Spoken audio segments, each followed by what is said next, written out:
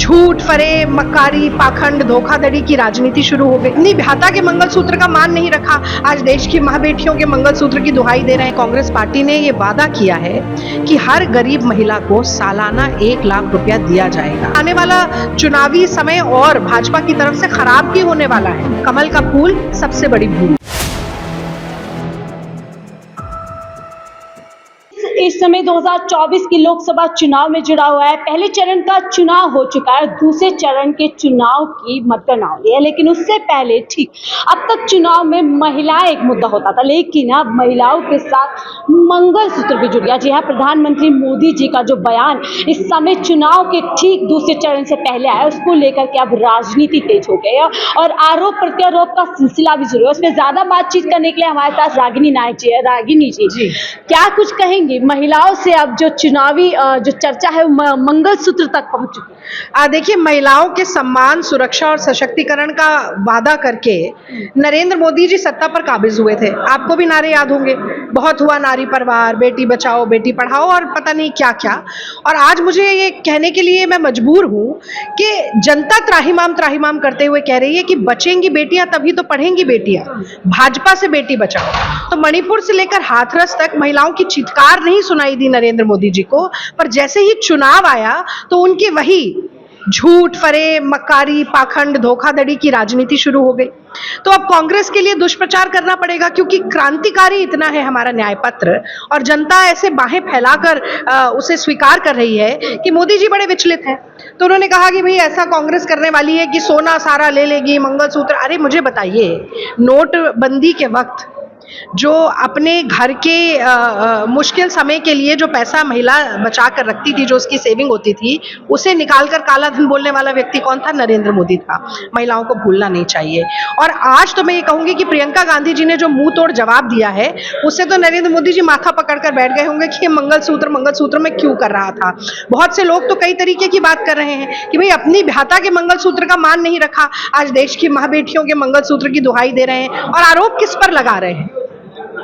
उस गांधी परिवार पर जिसकी इंदिरा गांधी जी ने 1971 में अपना पूरा सोना युद्ध में दान कर दिया था। और कहीं ना कहीं एक मिसाल दी कि अगर कठिन समय, देश भी अपने परिवार है, अगर कठिन समय आए तो हम अपना सर्वस्व न्यौछावर करने के लिए तैयार हैं। सोनिया गांधी जी, जिनका सुहाग, जिनका मंगलसूत्र इस देश के लिए शहीद हुआ, उन लोगों पर आप आरोप लगा रहे हैं। तो मुझे लगता है कि पहले अपने गिरेबान में मोदी जी को जरूर झांक कर देखना चाहिए। और मंगलसूत्र से पहले मुझे लगता है कि आज महिलाओं के मन में अगर कोई बात है तो वो महालक्ष्मी की बात है। और वो ये बात है कि कांग्रेस पार्टी ने ये वादा किया है कि हर गरीब महिला को सालाना 1 लाख रुपया दिया जाएगा, यानी कि हर महीने का 8,500 रुपया महिलाओं के पास उनकी निधि के रूप में हर महीने मिलेगा। मुझे लगता है कि ये एक ऐसी स्कीम है जो कांग्रेस पार्टी लेकर आने वाली है, जो हर गरीब महिला के मन में बस गई है। और असल में मोदी जी इसका कोई तोड़ नहीं लेके आ पा रहे हैं। तो फिर वही मैं तो ये कहूंगी कि वो महफिल को फिर से सजाने लगे हैं, भूले बिसरे गीत फिर गुनगुनाने लगे हैं। जब खिसकने लगी है सियासत की कुर्सी, वो झूठे मुद्दों और सांप्रदायिकता को फिर से आजमाने लगे हैं।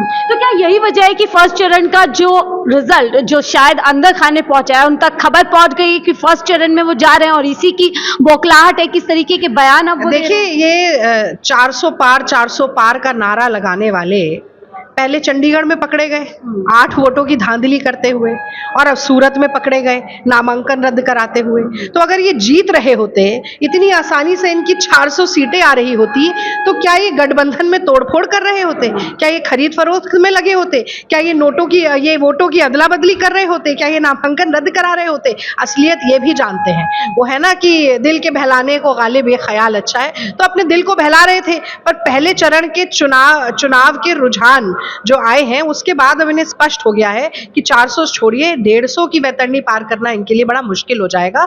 तो इसीलिए आने वाला चुनावी समय और भाजपा की तरफ से खराब ही होने वाला है। वो धर्म को भी लाएंगे, वो सांप्रदायिकता को भी लाएंगे, वो हर तरीके की विष का इस चुनावी दंगल में घालमेल करेंगे और जनता के सामने परोसेंगे। देश का प्रधानमंत्री अगर हेट स्पीच देने पर उतारू हो जाए, जब अमरोहा जाते हैं प्रधानमंत्री और वहां पर मुसलमान दर्शक ज्यादा होते हैं तो मोहम्मद शामी भाई हो जाता है, और जैसे ही स्थान बदलता है, दर्शक बदलते हैं, तो वही मुसलमान घुसपैठिया हो जाता है। मतलब कुत्ते के पिल्ले के साथ तुलना करने वाले मुसलमानों की इस देश के प्रधानमंत्री हैं। हम तो बचपन से ही सीखते आए हैं कि मुखिया मुख सो चाहिए, खान पान सब एक, पाले पोसे सकल अंग तुलसी सहित विवेक। तो यहाँ पर ये तो सबका साथ सबका विकास तो छोड़ दीजिए, सबका विनाश करने के लिए नरेंद्र मोदी जी आमादा हैं। इसीलिए जनता कह रही है कमल का फूल सबसे बड़ी भूल। बिल्कुल, लेकिन इसमें मैम जो बयान देखने के मिल रहे हैं कि राजनीति अब ऐसे हो गए है कि प्रधानमंत्री मोदी जी एक तरफ कहते हैं कि देखिए हमने मुसलमानों की महिलाओं के लिए हमने ट्रिपल तलाक लेकर के आया, हमने जो हज का कोटा है वो बढ़ाया, और आज आरएसएस जो है ईद मिलन का प्रोग्राम भी करे। दूसरी तरफ मंचों से उसी समाज के लिए इस तरीके की बातें कि घुसपैठियां हैं और इनके सबसे ज्यादा बच्चे होते हैं प्रधानमंत्री के पद पे होते हुए। देखिए, मैं तो ये कहूंगी कि मोदी जी संघ भाजपा और इनके सभी नेताओं के खाने और दिखाने के दांतों में बहुत अंतर है। तो जब मंच पर होंगे और किसी एक वर्ग का वोट साधना होगा तो उसकी तरह की बातें करेंगे, लेकिन इनकी असली नीति क्या है ये तो इनके व्यवहार से पता चलती है। तो मैं बताना चाहती हूँ, सिर्फ अल्पसंख्यक की ही बात नहीं है। अगर सीधी में इनके विधायक का प्रतिनिधि एक दलित के मुंह पर पेशाब करता है, अगर योगी जाकर दलितों के घर में खाना खाने से पहले उनको नहलवाते हैं, साबुन से हाथ धुलवाते हैं, तो ये पता चलता है कि दलितों के प्रति इनकी मानसिकता क्या है। आज ये किसान भाइयों की बात जरूर कर लेंगे, लेकिन अगर 700 किसान 3 काले कानूनों के खिलाफ विरोध करते हुए अपनी जान गंवा देते हैं, अगर इस देश में हर रोज 2 किसान आत्महत्या करने को मजबूर है, तो पता चलता है किसानों के लिए क्या सोचते हैं। हमने तो 72,000 करोड़ माफ किया था ना। आज राहुल गांधी जी ने ये सामाजिक न्याय सम्मेलन में भी ये बात कही कि आप 1600 करोड़ रुपया पूंजीपतियों का माफ करेंगे, पर 50 रुपया आप किसान का माफ नहीं कर सकते। अब महिलाओं की आप बात कर लीजिए, तो ज्यादातर जितने, मैं तो नाम चाहे हमारी पहलवान बेटियां हो, चाहे हाथरस में वो पीड़िता हो जिसको 12 बजे पेट्रोल छिड़क कर फूंक दिया गया, चाहे मणिपुर में वो गिद्ध जो 2 महिलाओं का शरीर नोच रहे थे, ये सारे लोग किसके संरक्षण में काम कर रहे हैं? ज्यादातर जो आपको परपिट्रेटर मिलेगा क्राइम अगेंस्ट वुमेन का, वो भाजपा से जुड़ा है या भाजपा का नेता है। तो मैं ये कहना चाहती हूँ कि आज देश में महंगाई की मार है, नौजवान बेरोजगार है, महिलाओं की अस्मिता तार तार है, किसान आत्महत्या करने को लाचार है, पेट्रोल डीजल लगातार हो रहा 100 के पार है, कमजोर हो रहा हर संवैधानिक अधिकार है, सीमाओं पर लगातार घुसपैठ और प्रहार है, और चौतरफा झूठ और जुमलों की बौछार है। इतनी नाकारा और निकम्मी ये मोदी सरकार है, और जो सरकार निकम्मी है वो सरकार बदलनी है। बिल्कुल, आखिरी सवाल लूंगी मैम इसी से जुड़ा हुआ। एम फैक्टर चुनाव में देखने को मिल गया। आप माइनॉरिटीज की बात कर रहे हैं, आप महंगाई की बात कर रहे हैं, आप मणिपुर की बात कर रहे हैं, उधर से जवाब में आपको मुगल बोल रहे हैं। देखिए, मुस्लिम लीग का आपका मैनिफेस्टो बता दिया गया है, और तमाम इस तरीके के मछली हो गई और मुसलमान, अब तरीके से एम फैक्टर को लगातार भुनाने की कोशिश की जा रही है। देखिए, मैं तो ये कहना चाहती हूँ कि हम हिंदू भी हैं, हम मुस्लिम भी हैं, हम सिख भी हैं, हम ईसाई भी हैं, हम जाट भी हैं, हम गुजर भी हैं, हम मराठा भी हैं, हम माली भी हैं, हम तेली भी हैं, हम कुर्मी भी हैं। हर जात, हर वर्ग, हर धर्म, हर संप्रदाय का व्यक्ति कांग्रेस में समाहित हो सकता है।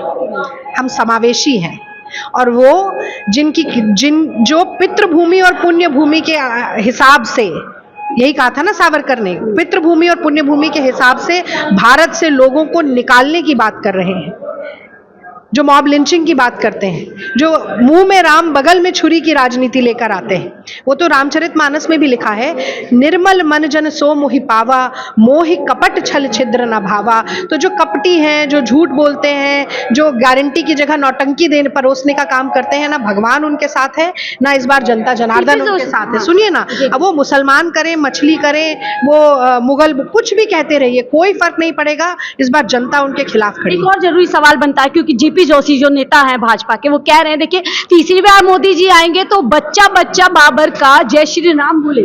देखिए, मैं तो कह रही हूँ कि आज भी बोलते हैं जय श्री राम। जय, और हमारे यहाँ तो जय श्री राम तो युद्ध का उद्घोष बना दिया इन्होंने।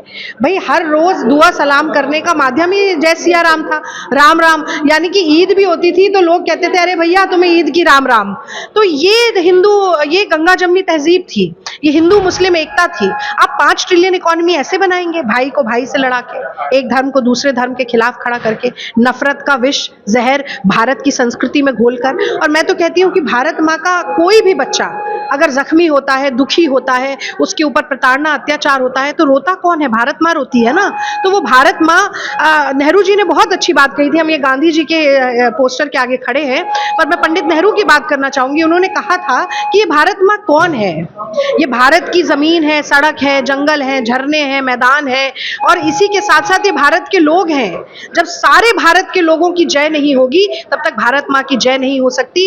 एक ये बात, और दूसरी गांधी जी ने जो कहा था कि पंक्ति में खड़ा अंतिम व्यक्ति जो है उसके आंसू पोंछना राजनीति का लक्ष्य है, वो राहुल गांधी और कांग्रेस पार्टी आज चरितार्थ कर रहे हैं। इस बात का मुझे गर्व है और मुझे लगता है कि इस बार जो चुनावी नतीजा आएगा उसके बाद भारतीय जनता पार्टी और संघ के नेता मुंह छुपाते हुए नजर आएंगे। बहुत बहुत शुक्रिया हमसे बात करने के लिए। तो रागिनी जी से बात कर रहे थे और बता रहे हैं कि किस तरीके से अब जो भारतीय जनता पार्टी की जो राजनीति है वो जनता के सामने एक्सपोज हो चुकी है और जनता समझ चुकी है कि इस देश में सभी का विकास करने के बाद सही मायने में जो राजधर्म है वो निभाया जा सकता है। फिलहाल मुझे दीजिए इजाजत, मैं शाहीन खान, 4 PM दिल्ली के लिए।